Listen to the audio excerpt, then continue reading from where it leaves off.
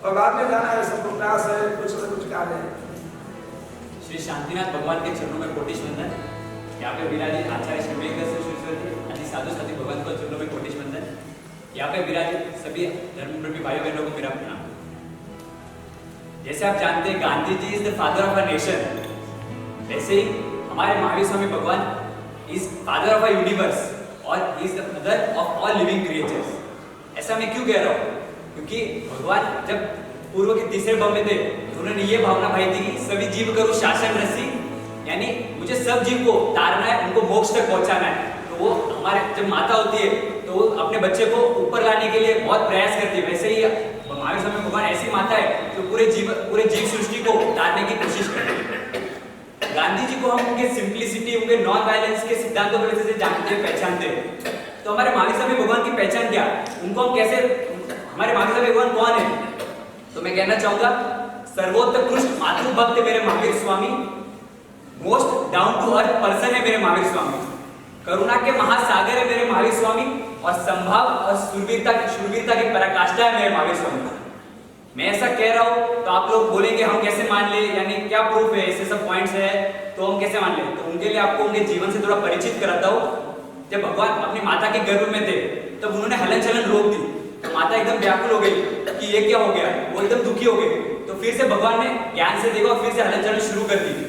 माता भगवान का ये उद्देश्य था कि माता को मेरे से दुख ना पहुंचे, इसलिए उन्होंने हलन चलन रोक दी थी, पर ये उल्टा हो गया। तो भगवान ने उसी समय निर्णय ले लिया, संकल्प कर लिया कि मेरे वजह से मैं पूरे जीवन में माता को कोई भी दुख या पीड़ा नहीं मेरी वजह से पहुंचनी चाहिए।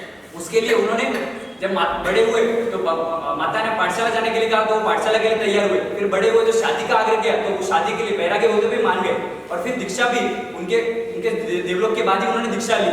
हम लोग पर फिर क्या पकड़ते कि भगवान ने तो माता पिता के देवलोक के बाद दीक्षा ली, और हम वो नहीं देखते कि उन्होंने पूरे जीवन में माता को उनके वजह से दुख या पीड़ा बिल्कुल भी ना पहुंचे, ऐसा पूरे जीवन में उन्होंने ध्यान रखा।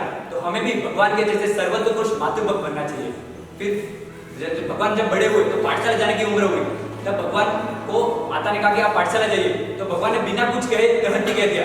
पर भगवान कह सकते थे मैं तो 3 ज्ञान का धनी हूँ, मुझे क्या पाठशाला जाने की जरूरत, आप मुझे कोई भी सवाल पूछे मैं तो उसका जवाब तुरंत दे दूंगा, वो पंडित मुझे क्या सिखाएगा, मैं उस पंडित को सिखा के आ जाऊंगा, ऐसा कह सकते थे। पर नहीं, भगवान तुरंत ही पाठशाला के चले गए और वहां पे जाके भी पंडित का अभिनय नहीं किया या उनका कोई, उन्होंने जो वहां पे पंडित ने जो सवाल पूछा उसका सही से जवाब दिया। ऐसे most down to earth person है। इतना ज्ञान होते हुए भी ऐसे कोई कितने ग्राउंड पे कैसे रह सकता है? हमको कोई थोड़ा ज्ञान होता है तो हम पूरे गांव में उसका ढिंडोरा पीटने लग जाते हैं। हमको कोई पिछले चतुर्मास में कोई साहिब जी ने दृष्टांत बोला होता है और साहिब जी ने वापस कोई रिपीटेड किया हो तो हम बाजू वाले को बोल देते ये दृष्टांत मैंने सुना हुआ है, उसको पूरा दृष्टांत हम समझा देते और बता देते। और फिर जब अभी तो साहिब जी ने बोला नहीं उसके पहले हम पूरा बता देते, खाली ज्ञान का अपने ज्ञान का प्रदर्शन करने में लग जाते हैं। और वहां पे भगवान है जो इतना ज्ञान, 3 ज्ञान होते हुए भी इतने डाउन टू अर्थ। फिर भगवान की दीक्षा हुई, इतने उपसर्ग हुए, 12.5 वर्ष तक उपसर्ग सहन किए। संगम देव का उपसर्ग तो आप सबको बताइए, कैसा कैसा घोर उपसर्ग हम सुनते हैं तो हमारे रूह कांप जाते हैं कि इतना कोई कैसे किसी के ऊपर उपसर्ग कर सकता है। और उसमें भगवान के ऊपर 6 महीने उपसर्ग करने के बाद वो जब संगम जाने लगा तो जब भगवान के आंख में 2 आंसू आ गए। अरे वो आंसू इसके लिए नहीं कि उन्होंने इतना उपसर्ग किया, उसने इतना 6 महीने तक उपसर्ग किया, उसके लिए नहीं कि मेरे वजह से ये संगम कर नहीं पाएगा, मेरे वजह से संगम अभवी रह जाएगा, और अगर मैंने ऐसे कर्म नहीं बांधे होते तो आज उसे मेरे ऊपर इतने उपसर्ग नहीं करने पड़ते। उसके लिए भगवान के आंख में 2 आंसू आ गए कि नहीं, मेरे वजह से संगम ये रह गया।